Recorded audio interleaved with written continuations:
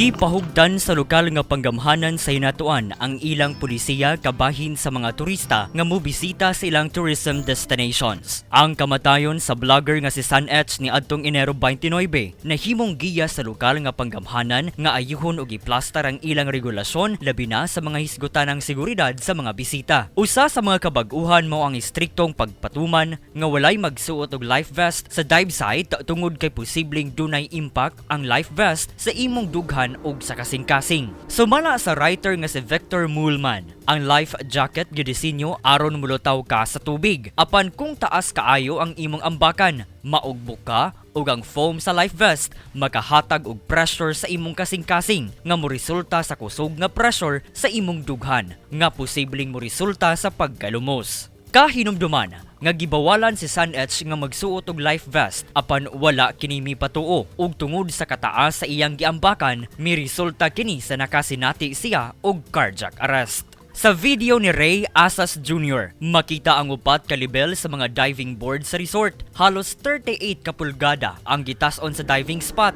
ug dinhi miambak si San nga nagsuot pa og life vest. Hinungdan nga giatake siya sa iyang kasing-kasing. Sa akong pagbisita sa tourism office sa Hinatuan, Surigao del Sur, akong nahibalag ang operation manager sa resort apan nagdumili kini nga magpa-interview.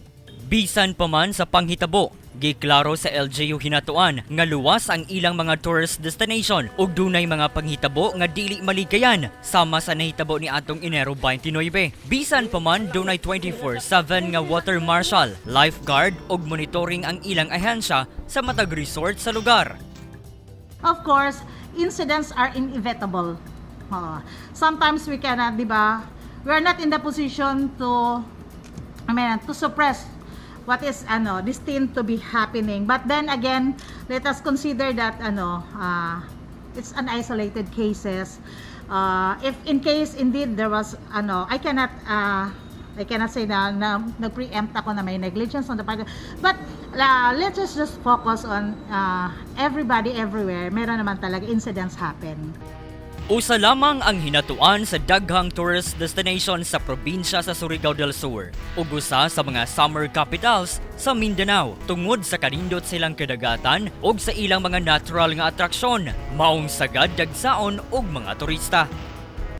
First, I would like to reiterate that Hinatuan Enchanted River is a safe place to spend your vacation in order for you to have an enchanting experience. Second, not only the Enchanted River but also all the tourism destinations here in Hinatuan.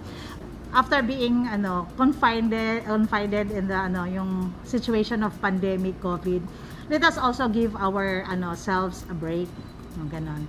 And spending it in Hinatuan is a very wise decision.